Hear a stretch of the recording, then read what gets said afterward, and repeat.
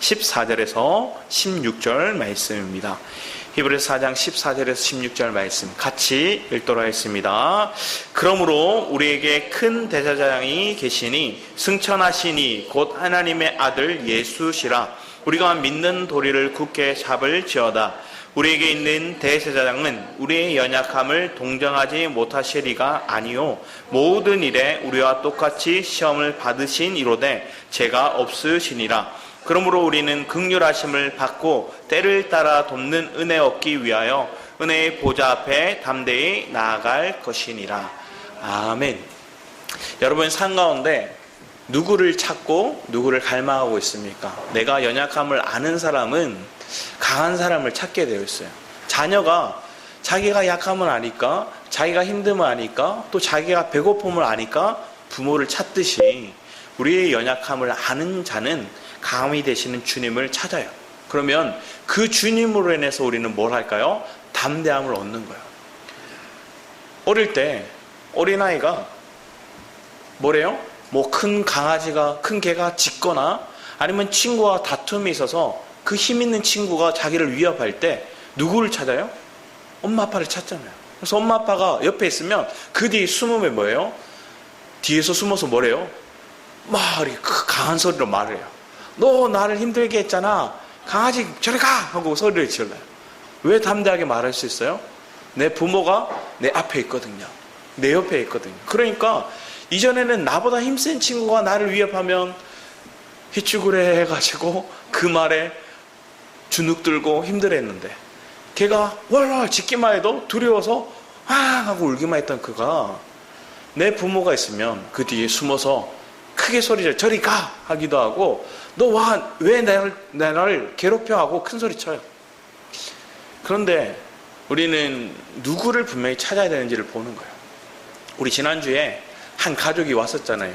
그래서 원래 마산에서 같이 청년 생활을 하던 청년들이었어요. 그래서 그 두 청년이 또 결혼을 해서 가정을 꾸렸어요. 그래서 휴가라고 저희 집으로 왔거든요.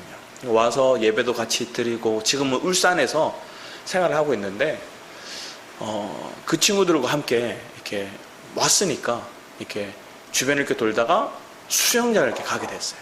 야외 수영장을 이렇게 갔는데, 야외 수영장에서 아이들이 노는 이렇게 풀장, 약간 50cm 정도 되는 그 풀장에 수영을 하고 있는데, 뭐 저희 지금 성전의 한 반 정도 되는 크기의 수영장 풀이었던 것 같아요. 사람들이 여기에 3분의 2가 꽉 차 있었어요. 엄청 많잖아요. 사람이 많았어요. 그런데 사실 제 앞에 아이들이 있었고 그 옆에 어떤 아이가 있었던 거예요. 있는데 뒤에서 갑자기 어떤 아저씨가 으악 하면서 소리를 지르면 막 뛰어오는 거예요. 그러면서 옆에 아내도 같이 막 뛰어오면서 아내를 혼내면서 혼자 두고 오지 마라 했잖아! 이렇게 얘기하는 거예요.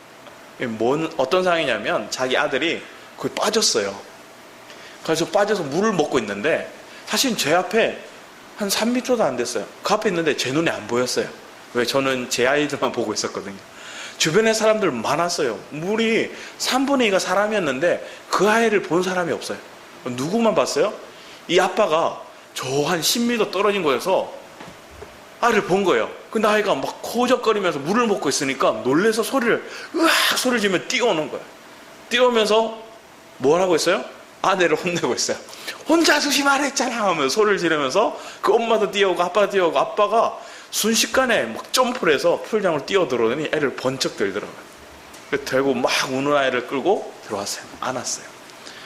아이를 울고 이렇게 아이가 살았으니까 이제 뭐 하는 거예요? 책망을 아내한테 계속 하는 거야. 왜 혼자 두고 왔냐고 막. 그러면서 아이한테 또 혼내는 거야. 이제 가자. 이제 그만하고 가자. 이러면서. 우리 혼자 있으면 우리를 보살피는 눈이, 우리를 보호하고 있는 사람이 누군지를 분명히 알아야 돼요. 사단이 여러분에게 달콤한 유혹을 주더라도 내가 위협을 당하고 어려움을 당하면 그 사단은 우리를 살려주지 않아요. 세상도 동일해요. 우리를 살려주지 않아요. 오히려 우리를 주목하고 있고 우리를 사랑하는 그 말이 우리를 살려줄 수 있어요.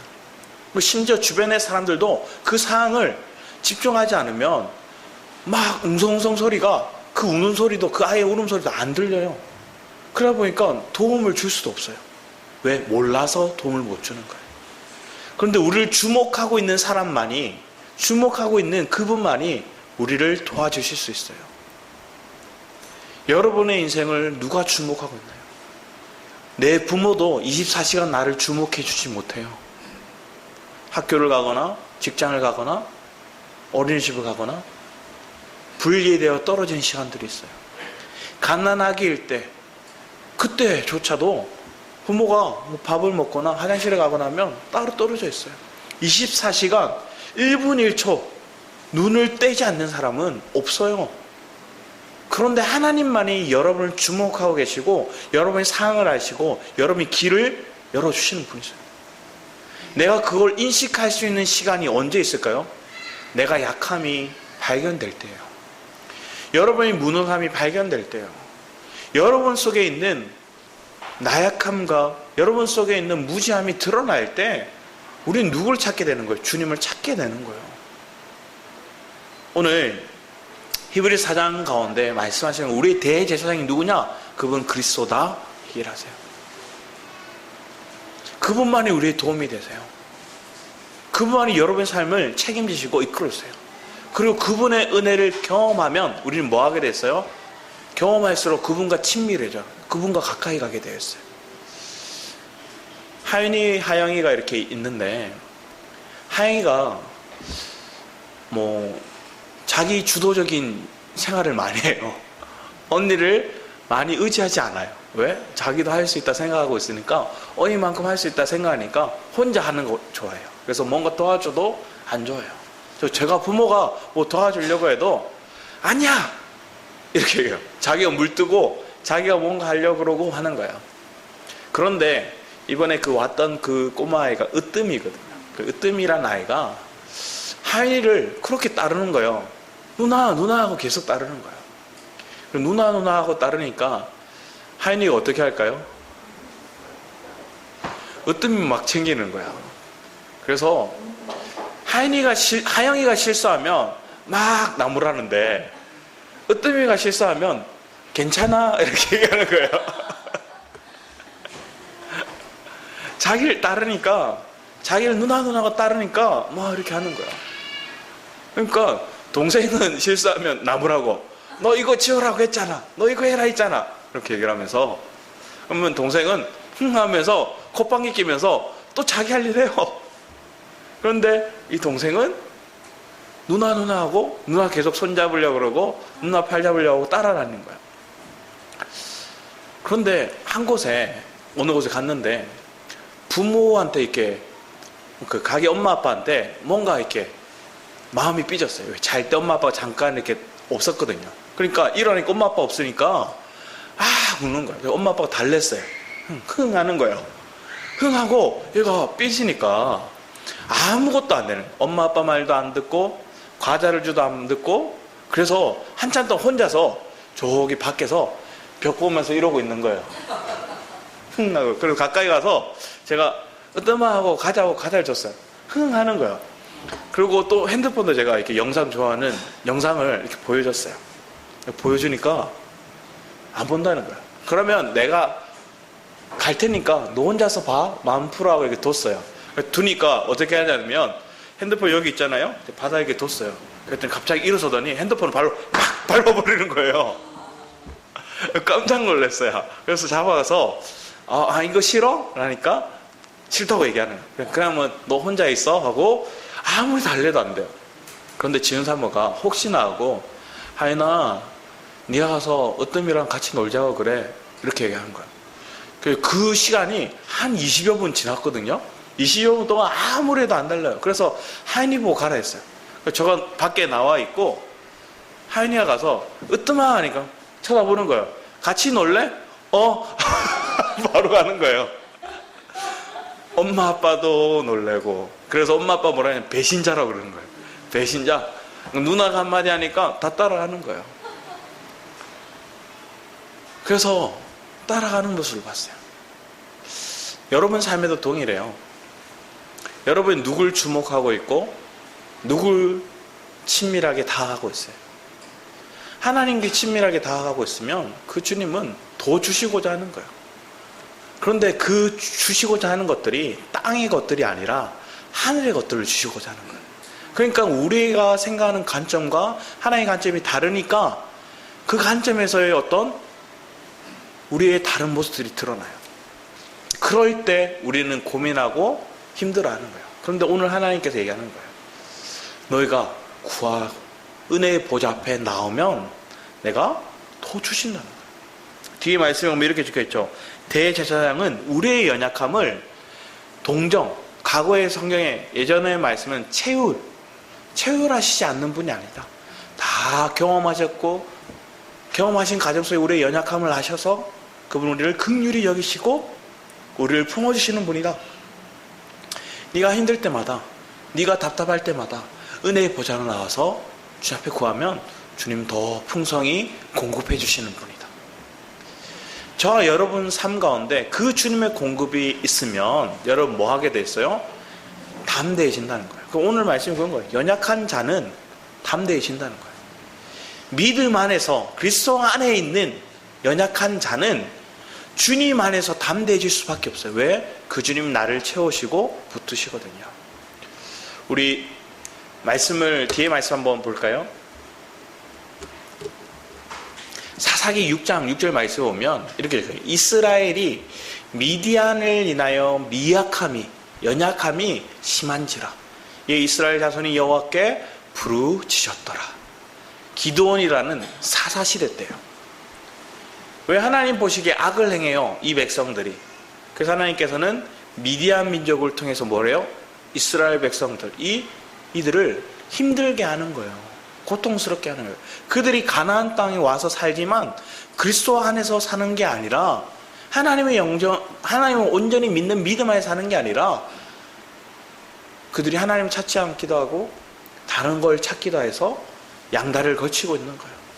그런데 하나님 미디안을 통해 그들을 힘들게 해요. 그래서 그들이 타작만 하면 이들이 와서 도적질을 해가는 거예요. 그래서 기드온이 어떻게 했어요? 포도즙을 짜는 거, 그 안에 들어가서 몰래 이렇게 타작을 하고 있어요. 왜? 연기가, 이렇게 먼지가 이렇게 안 올라가도록 몰래 숨어서 하고 있었어요. 그런 연약한 기드온 가운데 하나님의 계시가, 하나님의 말씀이 있는 거예요. 그래서 그들의 연약함을 통해서, 그들의 부족함을 통해서 하나님을 찾게 만들어요. 그래서 하나님을 경험하게 만들어요. 그래서 믿지 못하니까 표적을 구하잖아요. 하나님, 이 양털 있으면 이 양털만 비에 적게 해주세요. 다른 거 비에 안 적게. 반대로 다른 데 비에 적고 이 양털만 비에 안 적게 해주세요. 그렇게 하나님 표적을 구해요. 그래서 하나님 그 표적을 통해서 그를 믿게 하셔. 내가 믿음이 없으니까 하나님 표적을 구했어요. 그 표적에 하나님 역사하셨어요. 그리고 이스라엘 백성들에게 얘기하는 거예요. 우리가 미디안과 전쟁을 치르자. 12지파에 얘기했어요. 그랬더니 32,000명이 모였어요. 그런데 32,000명이 모였는데 하나님이 얘기하시는 거예요. 너무 많다. 그래서 백성들이 얘기하는 거예요. 돌아갈 사람들 돌아가라. 22,000명이 가버려요. 남은 사람 아직도 많다는 거예요, 주님이. 그리고 뭐 하는 거예요? 목이 말라서 물을 마시는데 사주 경계를 하면서 이렇게 물을, 적군이 오나 안 오나 사주 경계하면서 이렇게 보는, 자유를 살피면서 핥아 마시는 그 사람 300명만을 뽑아요. 그들과 함께 전쟁에 나가는 거예요. 횃불과 나팔을 들고 나가요. 무기를 드는 게 아니에요. 그리고 그 전쟁에 엄청난 승리를 거둬요. 미디안의 군대가 놀라 자빠져요. 그들이 두려워해요. 그리고 그들이 서로를 죽여요. 하나님의 놀라운 역사가 이렇게 일어나는 거예요. 자, 여러분의 삶에도 동일해요. 내 미약함을 하나님 드러내시는 상황이 와요. 왜? 내가 하나님을 따르지 않고 다른 걸 찾았거든요. 그래서 하나님께서는 주변의 위협을 통해서, 문제를 통해서 여러분의 미약함을 드러내셔서 하나님을 찾게 만드시는 거예요. 그런데 우리는 주님을 잘 안 찾아요. 오늘 시를 한번 볼까요? 우리 사도행전 말씀 한번 보기 원합니다. 사도행전 27장 말씀을 볼까요? 사도행전 27장 13절 이하 말씀 한번 보기 원합니다. 사도행전 27장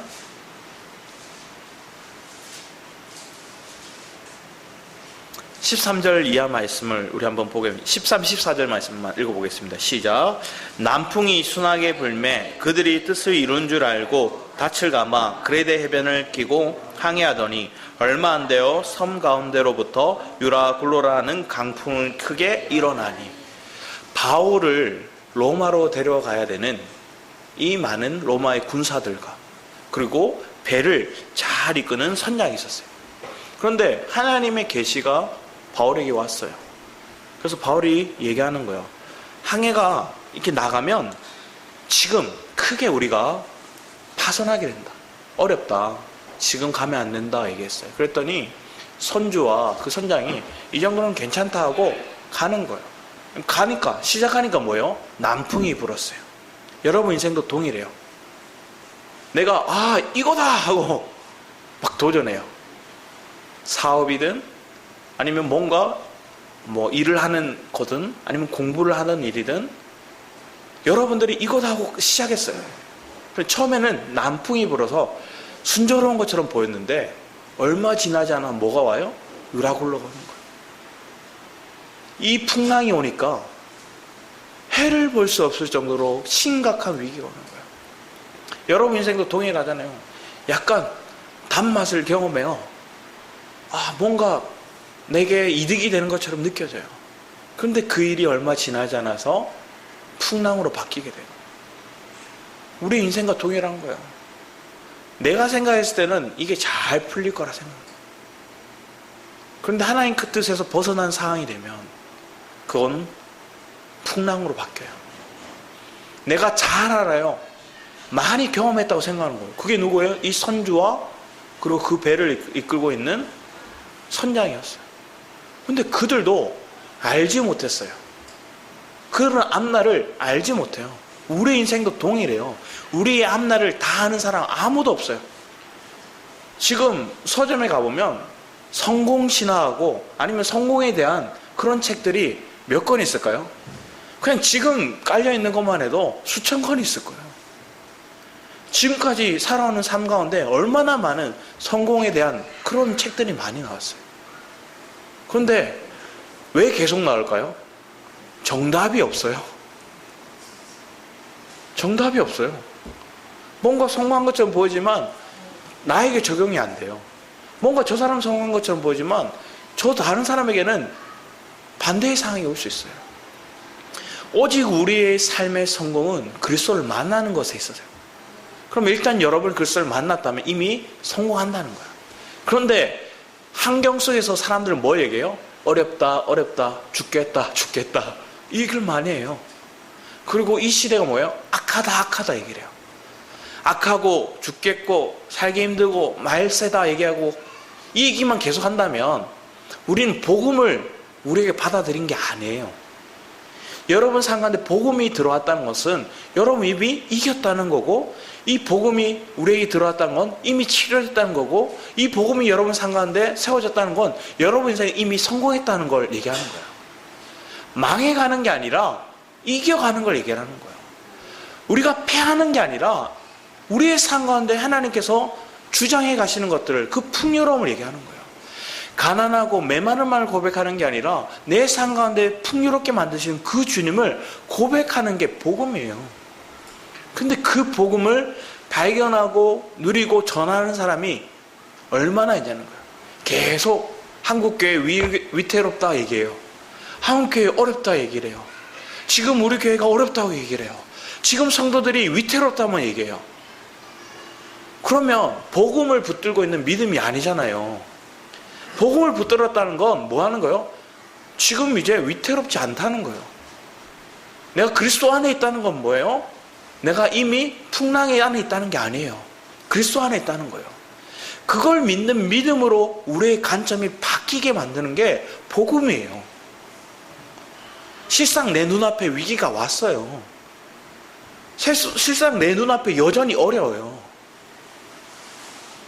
우리가 살아가는 그 현장이 다른 사람 볼 때, 저 사람 망했네?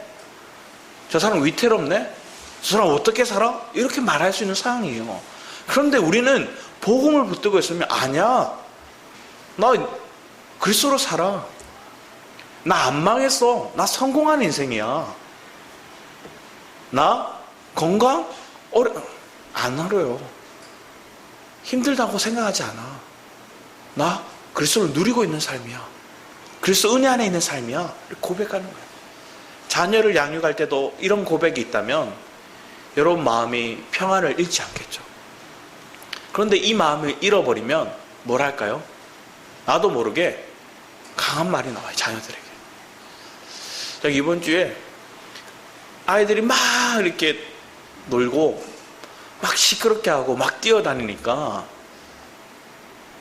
아이들을 막 제지했어요. 그러다가 저도 모르게 그렇게 얘기했거든요. 애들이니까 그렇지 뭐 이렇게 얘기했어요. 애들이니까 그렇지 뭐. 그랬더니 진사부가 나중에 얘기를 해주더라고요. 그때 말하는데 평소에 좀 잘하지. 그때만 다 이렇게 다른 사람들 앞에 있을 때만 그렇게만 얘기하는 것 같다고 이렇게 얘기를 하는 거예요. 그러면서 순간 아차 싶었어요. 그 말은 뭐예요? 평소일 때 저도 혼내는 거예요. 큰 소리 치는 거예요.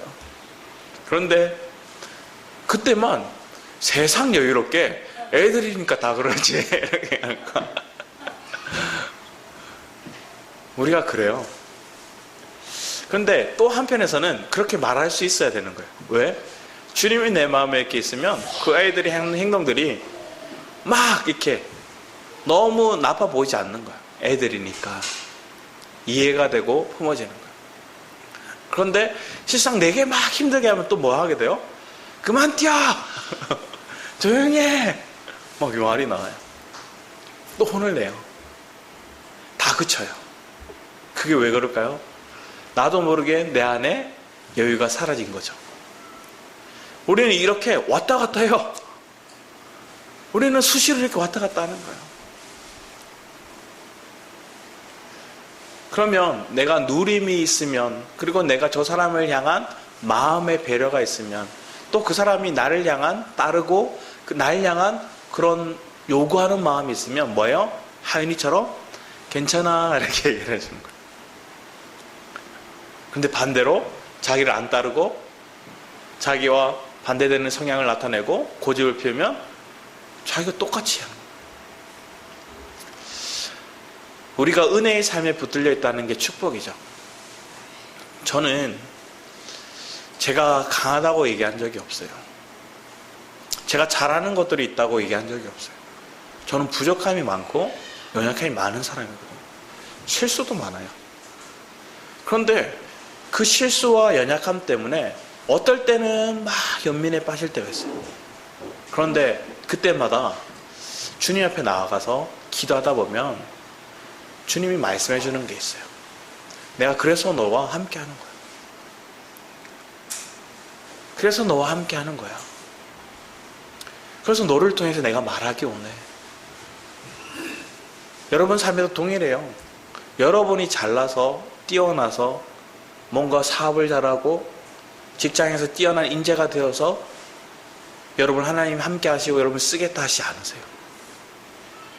연약함을 고백하고 미련한 것들이 드러날 때 하나님 찾게 되는 거예요. 그럼 그걸 통해서 하나님의 공급하심을 여러분들이 누리는 거예요. 그럼 그게 축복이죠. 우리 다음 말씀 한번 찾아볼까요? 다음 말씀에 보면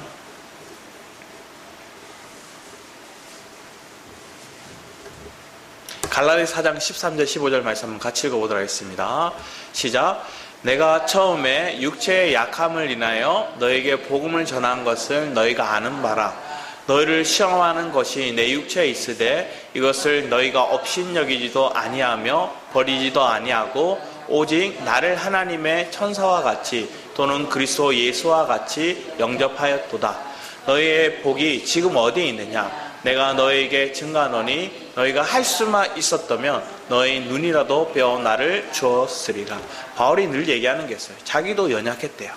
앞에서 사도행전 말씀에 오면 27장 뒤에 말씀에 오면 주님이 바울에게 하시는 말씀이 있거든요. 뭐라고 얘기했냐면 24절 말씀에 이렇게 적혀있어요. 바울아 두려워하지 말라 얘기해요. 로마로 가서 복음을 전하는 바울에게 얘기하는 거예요. 바울아 두려워하지 말라. 그리고 얘기하는 거예요. 내가 가이사 앞에 서야 하겠고 또 하나님께서 너와 함께 항해하는 자를 다 내게 주셨다 하였느니라. 바울에게 얘기하는 거예요. 바울아 두려워하지 마라. 바울도 뭐 하는 거예요? 연약함 속에 있는 거예요. 풍랑 가운데 있을 때 두려움이 들 수밖에 없는 거예요. 그런데 주님 말씀이 있는 거예요. 두려워하지 말라. 그리고 뒤에 또 뭐가 있어요? 소명이 그에게 주어지는 거예요. 바울에게 소명이 뭐예요? 네가 가서 가이사 앞에 서야 돼. 그리고 여기에 있는 사람들 너에게 맡겼어. 너에게 주었어. 네게 속한 자들이야 얘기하는 거예요. 여러분 삶에도 동일해요. 내가 이 연약함 가운데 주님 앞에 나가서 기도했더니 주님이 우리에게 먼저 말씀하신 게 뭐예요? 두려워하지 말라요. 염려하지 말라요. 많은 믿음의 선진들이 있었어요. 그들이 전혀 두려움 없이 살았을까요? 그들은 연약함이 드러나는 것들을 많이 경험했어요. 다윗도 그랬고 바울도 그랬고 베드로도 그랬고 다 연약함을 드러내세요. 심지어 제자들에게는 하나님 뭐라 하잖아요. 마가복음 14장 27절 이하 말씀에 보면 그들의 연약함을 드러내세요. 너희들이 날 부인할 거야? 날 떠날 거야? 베드로가 다 떠나도 난 안 떠날 겁니다. 결코 난 떠나지 않을 겁니다. 내 목숨까지도 드리겠습니다. 막 이렇게 결단하거든요. 아니야, 너 닭이 울기 전에 너 날 3번 부인할 거야. 베드로의 그런 부인하는 연약함을 한번 드러내세요. 제자들의 내가 강함으로 하나님을 위해서 뭔가 하겠다는 결단이 있을 때도 너 연약함을 드러내세요. 여러분 신앙생활도 그래요. 내가 처음에 믿음을 갖고 막 열심히 내고 뜨거운 마음에서 하나님 앞에 하겠다 막 얘기를 했는데 하나님 그럴 때 아니야. 너 부인할 거야. 너 연약함을 드러날 거야. 여러분 신앙이 그래요. 하나님이 그 연약함을 드러내야 내 육체로 하는 것들을 깨시거든요. 하나님 육체로 행하는 모든 것들을 받으실 수가 없어요. 그러니까 육으로 했던 거 다 깨시는 거예요. 내 연약함, 내 열정으로 했던 내 자아로 행했던 모든 것들을 깨시는 거예요. 그래야 나를 부인하거든요. 나를 주님 앞에 넘기거든요. 그래서 연약함은 하나님 우리에게 필수 코스로 우리에게 주시는 상황이에요. 신앙생활을 하면서 내가 하나님 앞에 드리겠습니다. 열정가다. 이런 사람들 되게 많아요. 그래서 육적으로 열심으로 하는 그곳에 하나님의 임재가 없어요, 사실은. 그곳에 성령, 어떻게 보면 성과가 있고 큰 업적이 난다 할지라도 하나님 그들과 함께 하지 않으세요. 오히려 연약함이 있는 그곳에 하나님 함께 하세요. 부족함이 있는 그곳에 하나님 함께 하세요. 우리 찬양할 때 막 화려하지 않잖아요. 막 드럼을 치거나 악기가 많거나 우리가 막 찬양을 엄청나게 잘하거나 이러지 않잖아요. 그렇지만 저는 하나님 이곳에 임재가 있다는 걸 느끼거든요. 찬양은 하나님 말씀하시는 걸 느끼거든요. 그리고 그 하나님 찬양 가운데 은혜가 있음을 고백하거든요. 그게 여러분을 살게 해요. 그래서 여러분이 담대하게 나아갈 수 있는 거예요. 찬양을 통해서 은혜가 받고 하나님 감사합니다 하고 또 담대히 나아가는 거예요. 그런 은혜의 삶을 통해 여러분 나아가는 거예요. 오늘 바울은 갈라디아 교회에게 얘기를 해요. 처음에는 이 갈라디아 교회가 바울의 연약함까지 다 수용했어요. 바울의 연약함은 뭐예요? 우리 안질이 있기도 했고 다리를 쩔뚝거리기도 했고 말이 더듬더듬하기도 했고 뭐 여러 가지 약함들이 많았었어요. 그런데 그러함에도 바울의 말씀 속에 뭐가 있어요? 하나님의 생명이 흘러가요. 은혜가 있어요. 그 은혜를 경험하니까 그 생명을 경험하니까 뭐예요? 위로를 겪는 거예요. 여러분 한번 경험해 보세요.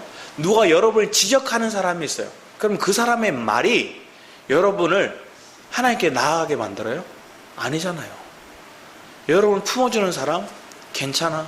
용서해주는 사람이 뭐 하게 돼 있어요? 내게 강한 율법으로 지적하는 사람의 말에 내가 바뀌는 게 아니에요. 나를 품어주고 나를 위로해주는 그 말이 나를 그 사람을 따르게 만들고 그 사람이 공급하는 생명을 누리게 만들어요. 그래서 위로가, 따뜻함이 여러분을 주님께로 이끌게 만드는 거예요.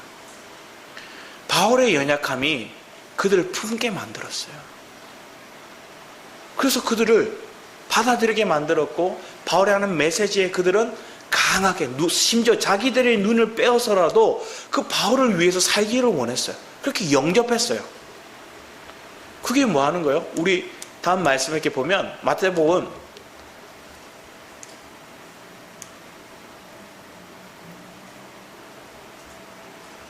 10장 40절 말씀해 보면 너희를 영접하는 자는 나를 영접하는 것이요 나를 영접하는 자는 나 보내신 이를 영접하는 것이니라. 선지자의 이름으로 선지자를 영접하는 자는 선지자의 상을 받을 것이요 의인의 이름으로 의를 영접하는 자는 의인의 상을 받을 것이요 또 누구든지 제자의 이름으로 이 소자정 하나에게 냉수한 것이라도 주는 자는 내게 진실로 너에게 이르노니 그 사람이 결탄코 상을 잃지 아니하리라 하시니라.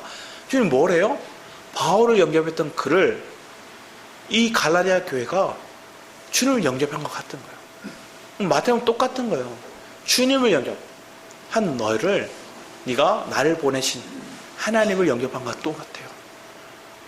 우리의 연약함을 우리가 누군가에게 흘러냈어요.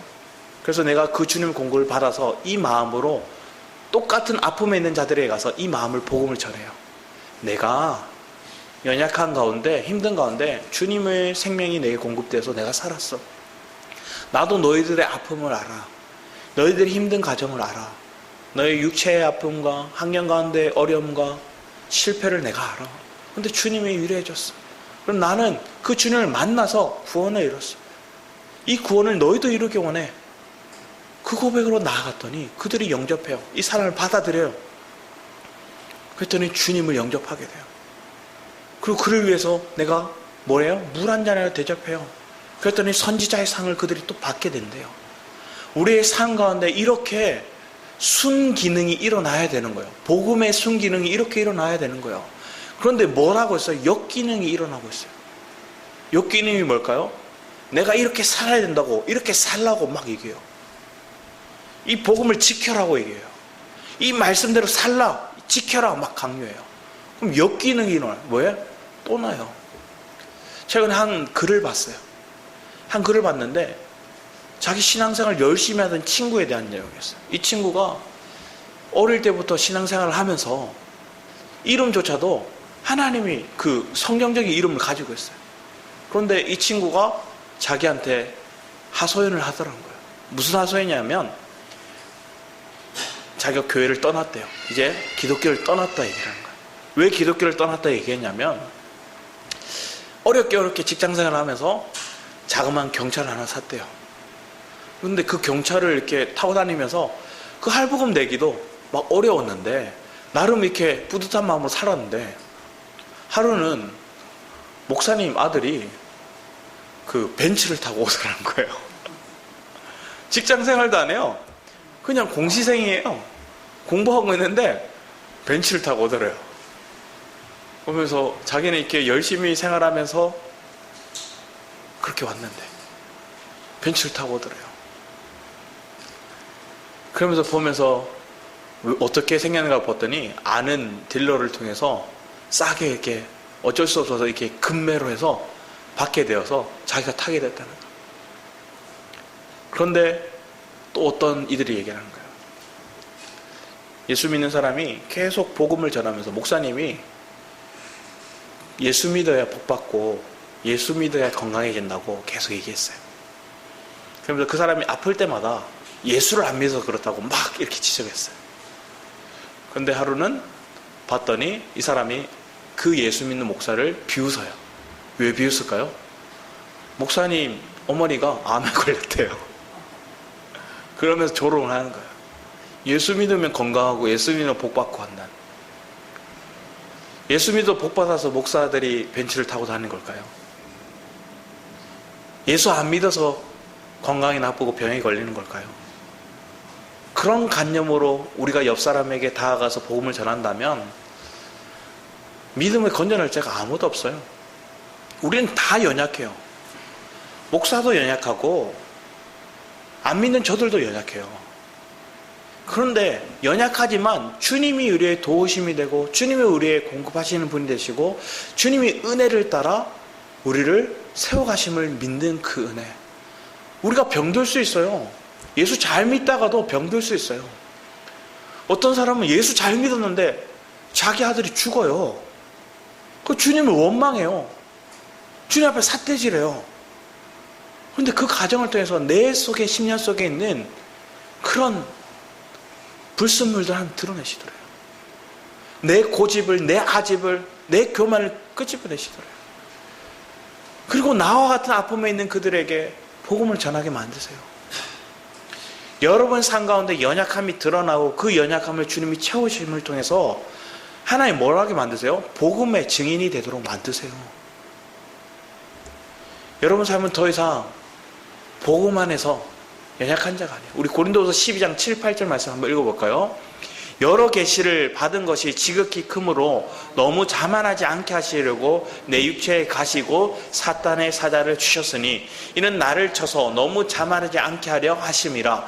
이것이 내게 떠나가게 하기 위하여 내가 3번 주께 간구하였더니 내게 이르시기를 내 은혜가 내게 족하도다. 이는 내 능력이 약한 데서 온 자여 짐이라 하신지라. 이러므로 도리어 크게 기뻐함으로 나의 여러 약한 것들에 대하여 자랑하리니 이는 그리스도의 능력으로 내게 머물게 하려 함이라. 그러므로 내가 그리스도를 위하여 약한 것들과 능력과 궁핍과 핍박과 곤란을 기뻐하노니 이는 내가 약한 그때에 곧 강함이니라. 바울이 고백하는 거예요. 자기의 육체의 연약함이 있었어요. 그래서 하나님께 3번 간구했어요. 근데 하나님은 안 들어주셨어요. 그리고 주님이 얘기해요. 내 은혜가 내게 족하다. 네 연약함이 있어야 돼요. 바울은 뭐 했어요? 삼청충도 경험했어요. 그리고 그는 하나님의 계시도 받았던 사람이었어요. 하나님 풍성한 은혜, 하나님 놀라운 은혜, 은사적인 것도 많이 경험했던 그이지만 하나님의 육체의 가시를 그대로 두셨대요. 왜? 연약함 그걸 통해, 그 약함을 통해서 그 강함이 나타난대요. 여러분 삶 속의 강함이 뭐예요? 내가 나의 강함을 자랑하지 않고 살아가는 거예요. 나보다 강함이 되시는 분, 나의 으뜸이 되시는 분, 나의 능력 되시는 분을 내가 엎드릴 수 있는 그런 믿음을 가진 자예요. 우리 지금까지 수요 예배 때 사무엘 상하, 열왕기 상하 말씀 쭉 왔어요. 엄청나게 많은 왕들의 얘기들을 계속 해왔어요. 많은 왕들이 있었어요. 그런데 온전한 왕이 제대로 없어요. 다윗도 실패했어요. 아사 왕도 실패했어요. 히스기 왕도 실패했어요. 요시야 왕도 실패했어요. 남유다의 왕 중에 그나마 하나님께서 잘했다 칭찬하는 많은 왕들이 있었지만 그들도 실패가 있어요. 그럼 누가 실패하지 않으세요? 그리스도만이에요. 그리스도만이 실패하지 않은 거예요. 마태복음 8장 7절 말씀에 그가 우리의 연약함을 친히 담당하셨다 얘기해요. 그가 우리의 약함을 친히 담당하셨다. 모든 인류의 연약함을 담당하시는 분, 모든 인류의 죄를 담당하시는 분이 그리스도예요. 그럼 그리스도만이 우리를 온전케 하세요. 그분이 완전하시고 그분이 온전하신 분이에요. 그분을 찾아야죠. 그분을 믿어야죠. 그분을 불러야죠. 그런데 사람은 자기가 잘하고 자기가 뭔가 잘 된다 생각하면 안 찾아요. 자기의 강함을 의시되며 살아가요. 돈을 자랑하고 자기의 명예를 자랑하고 자기의 학벌을 자랑하고 자기의 가문을 자랑하고 자기의 자녀를 막 자랑하고 다녀요. 그런데 이게 다 안 됐다 생각하면 뭘 하게 돼요? 그게 막 막히면 그때 주님을 찾는 것들이 축복이에요. 그런데 이때 주님조차 찾지 않는 사람들은 뭘 하게 돼요? 자기 스스로 자기 생을 마감해요. 뉴스나 이런 데 보면 어떤 일가족이 뭘 했다고 얘기해요? 다 같이 죽었다는 얘기를 들어요. 아파트에 뛰어내리거나 아니면 차에서 동반 자살하거나. 근데 그 자녀는 아무런 의사가 없어요. 자기 부모가 생각하는 거야. 내가 지금 어려니까 내가 이제 더 이상 줄 게 없으니까 이 아이 더 힘들겠지. 차라리 죽는 게 낫겠다. 자기 아들, 자기 자녀를 뭐 하고 있어요? 자기가 그냥 다 차지하고 자기가 그들의 생사를 주관하고 있어요. 그러면서 안타까운 현실을 살아가고 있어요. 그런데 과거보다 지금이 더 풍요로워요, 사실은. 과거보다 지금이 더 잘 누려요. 더 잘 입고, 더 잘 먹고, 더 따뜻한 곳에 사고, 더 시원한 곳에 살아요. 그런데 뭘 하는 거예요? 다른 사람과 비교해서 부족하다고 생각하니까 이걸 채워주지 못할 것 같으니까 뭐 하는 거예요? 극단적인 선택을 하는 거예요. 과거에 우리 부모들이 더 어렵게 살았을 때. 그런데 할 수 있다 생각하고 버티면서 지냈어요. 가족의 소중함을 느끼고 같이 협력하면서 살았어요. 내가 손을 내밀 곳이 없다 생각하니까 내 자녀가 더 이상 내가 보호해주지 못할 것 같으니까 인간적인 틀 안에 갇혀서 그렇게 살아가는 거예요. 자녀조차도 내 소유로 생각하는 거예요. 여러분 인생에 소유가 있나요? 여러분 재산, 여러분 지고 갈 수 있어요? 여러분의 직장, 여러분의 명예 지고 갈 수 있어요? 아무것도 가져갈 수 없어요. 그런 연약한 존재가 우린데, 흙으로 돌아갈 존재가 우린데, 우리가 뭘 쌓아놓고 뭘 강하다 자랑하고 그렇게 할 수 있냐는 거예요. 다 가진 게 없어요. 주님 앞에서는 아무런 것도 가져갈 수 없어요. 우리의 소유가 없다는 거예요. 그런데 하늘의 것은 우리가 소유할 수 있어요. 그리스도는 우리가 소유할 수 있어요. 그분이 우리에게 주시거든요. 그분이 우리에게 영적으로 주실 수 있는 것들은 영원하다는 거예요. 영원한 것들을 소유하는 그 믿음을 가지기 위해서 이 땅에서 연약함 하나님 드러나게 하시는 거예요. 우리의 강함을 자랑할 수 있는 건 그리스도밖에 없어요. 우리가 담대히 선포할 수 있는 그리스도밖에 없어요. 내가 연약한 가운데 그 낙심한 가운데 주님이 나를 위로하셨다는 그 신앙의 간증을 우리는 계속 고백할 수 있는 거예요. 그건 계속 줘도 메마르지 않아요. 그럼 계속 나눠줘도 계속 풍성해져요. 그런 은혜를 가질 수 있는 저와 여러분이 되기 원합니다.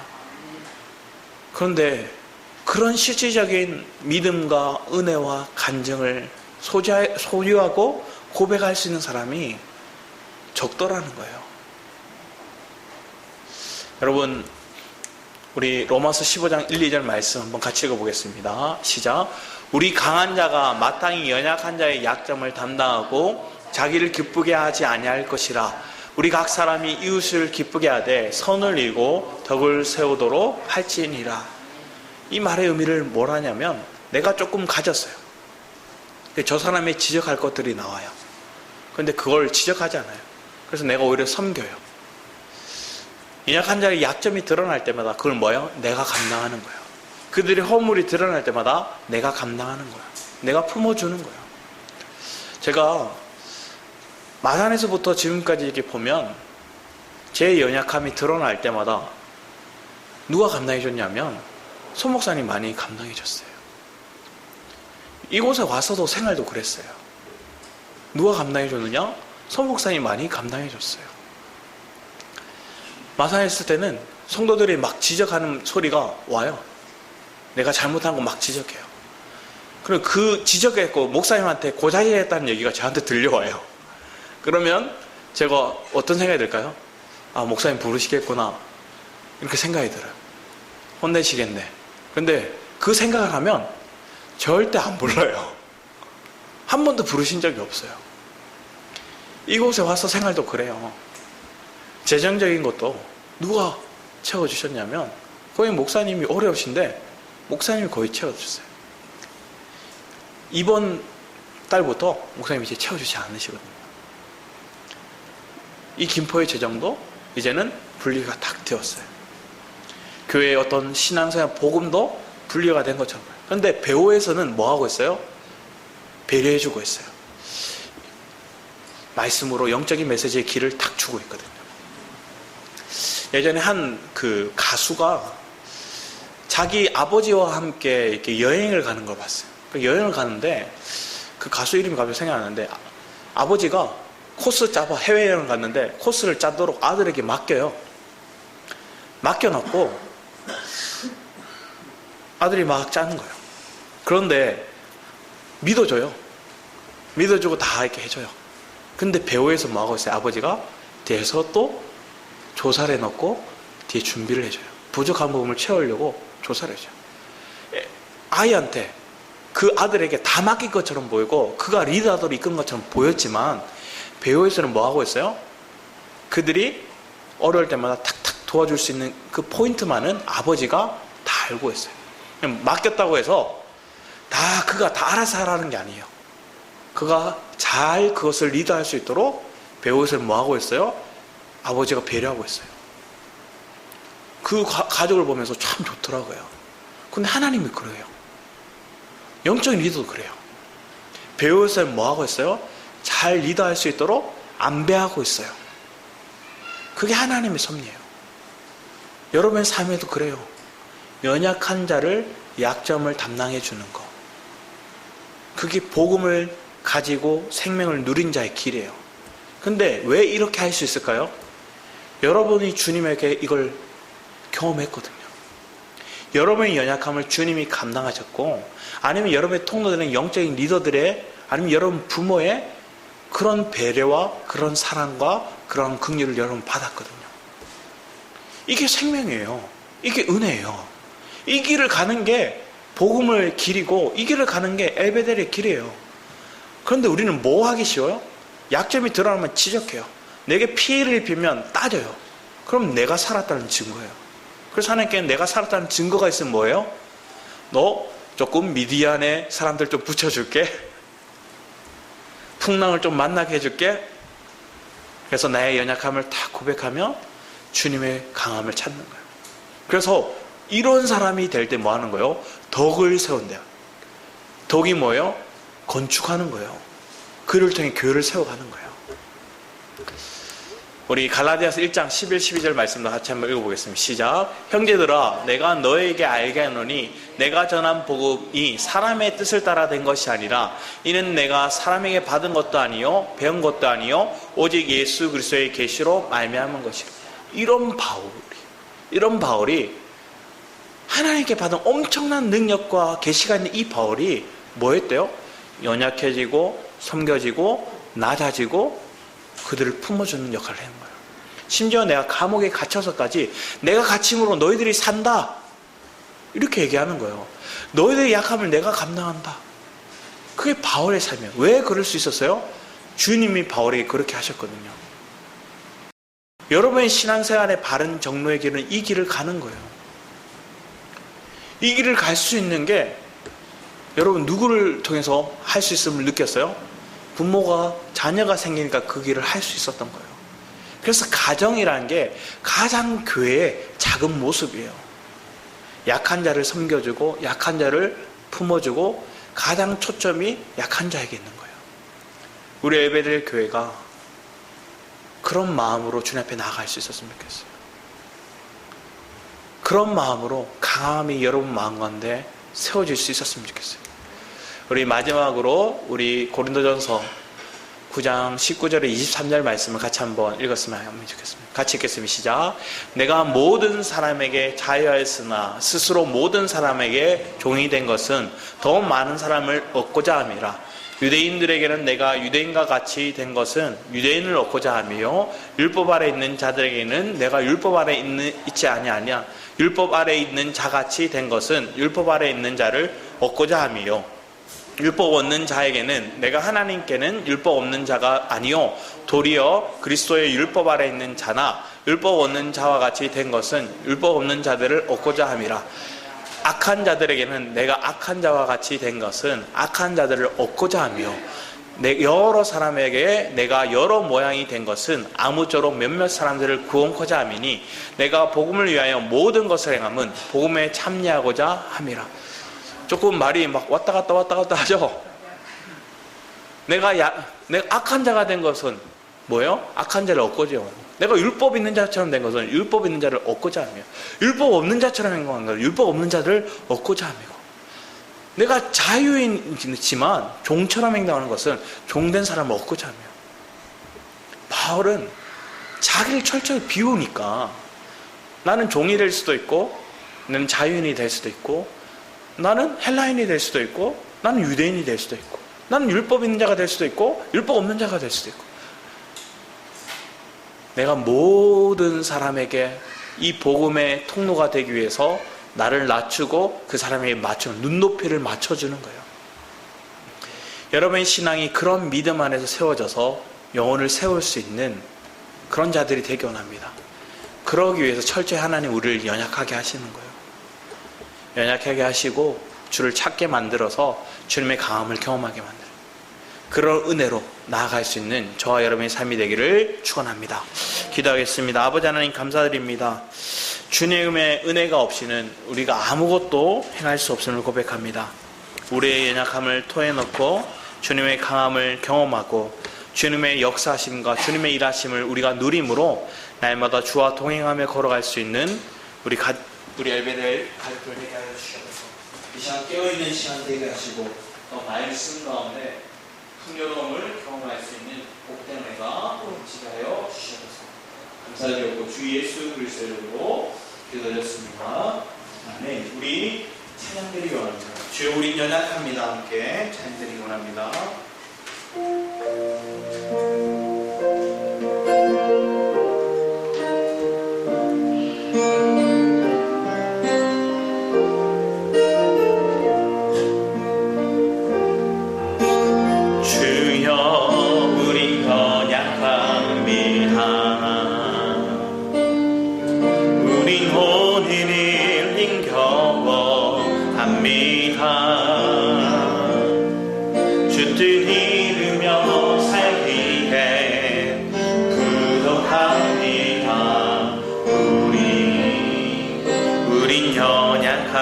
다시 합니다. 우리 주여 우린 연약합니다. 주여 우린 연약합니다. 우린 오늘 힘겨워합니다. 주 뜻 이루며 살기에 부족합니다.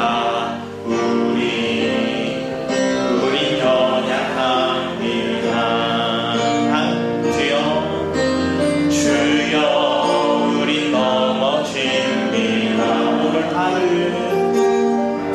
오늘 하루 더 실수합니다.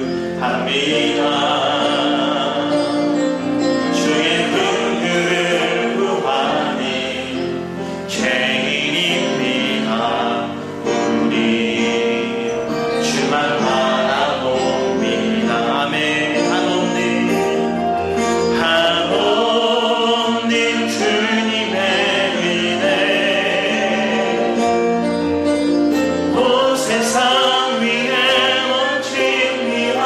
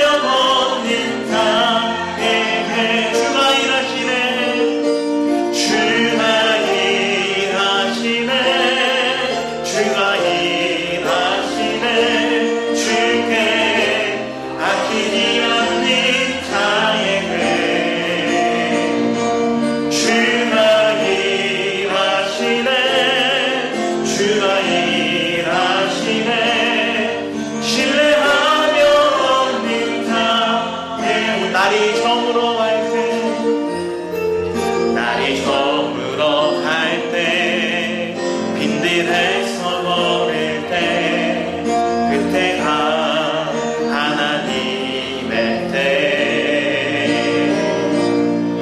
내 힘으로 안 될 때 빈손으로 버릴 때 내가 고백해 여호와 이래 우리 모인 이곳에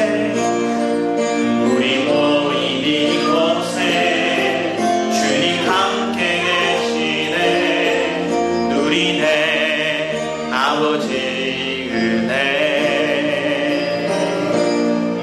적은 것과 물고기 내 모든 걸 내릴 때 모두 고백해 여호와 이래 아멘 주가 일하시네 주가 일하시네 주가 일하시네 주께 아끼지 않는 자에게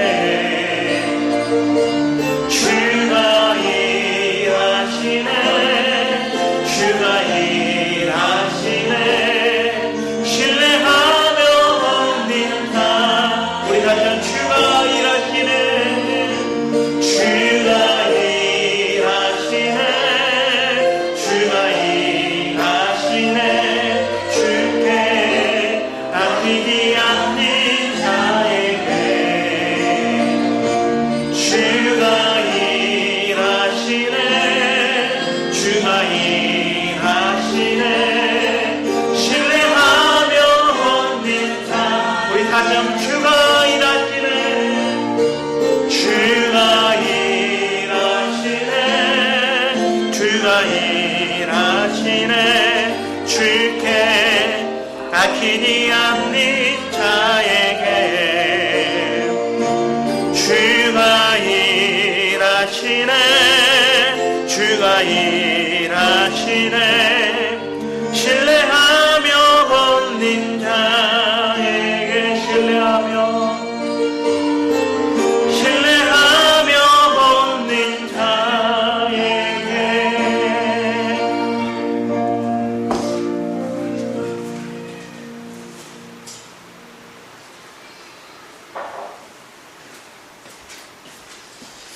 오늘 말씀 가운데 로마서 8장 26절 말씀에 이렇게 얘기해요. 이와 같이 성령도 우리의 연약함을 도우시나니 우리는 마땅히 기도할 바를 알지 못하나 오직 성령이 말할 수 없는 탄식으로 우리를 위하여 친히 간구하시니라. 여러분들이 기도할 수 없을 때 그때 친히 주님이 성령이 우리를 위해서 말없이 탄식하시면서 기도해 주셨어요. 그런데 그 주님의 기도로 우리는 주님께 나아왔고 주님의 말씀을 듣게 되었고 은혜를 누리게 되었어요. 그럼 이제 여러분이 뭐 하면 돼요? 힘들 때마다 스스로 주님 앞에 나아가 기도할 수 있어야죠. 잘한다는 게 뭘까요? 내가 스스로 주를 찾을 수 있는 거예요. 여러분 마음이 아기 때는 울기만 해요. 그러면 부모가 와서 보살펴줘요. 이제 크면 뭐예요? 내가 이제 스스로 찾을 수 있어야 돼요. 여러분의 삶 가운데 여러분이 찾지 않으면 주님 또 주시지도 않아요. 기도하지 않으면 하나님이 기도를 들어주실 수도 없어요. 여러분이 무엇을 구해야 될지 모를 때가 있어요. 그럴 때 주님 앞에 나아가 십자가를 묵상하기 원합니다. 하나님, 내가 무엇 때문에 아파하니, 내가 아파하는 이유, 내가 결핍을 느끼는 이유조차도 모르는 그런 우리의 무지한 상태가 있을 때가 있어요. 그럴 땐 주님 앞에 나와 찬양과 기도를 통해서 내가 하나님 무엇에 연약하고 무엇에 넘어졌고 무엇에 무지한지를 한번 드러내세요. 그러면 주님 토해놓으면 돼요. 하나님, 이것도 연약하고 이것도 부족해. 그러면 하나님, 내가 이걸 이겨나갈 수 없어요. 주님이 공급하셔야 됩니다. 주님이 긍휼히 여기셔야 됩니다. 그럼 구하면 주님이 우리를 도우셔서 주님이 우리에게 공급하셔서 우리를 살게 해요. 그걸 경험하면 경험할수록 여러분의 그리스도와 실제로 짜여지는 게 더 많아지는 거예요. 그런 신앙으로 세워지는 게 우리의 믿음 생활이에요. 그런 믿음의 결단이 우리 안에 있기를 이 시간 사모하는 마음으로 우리 주여 일창하시고 주님 앞에 기도하며 나가도록 하겠습니다. 주여, 아버지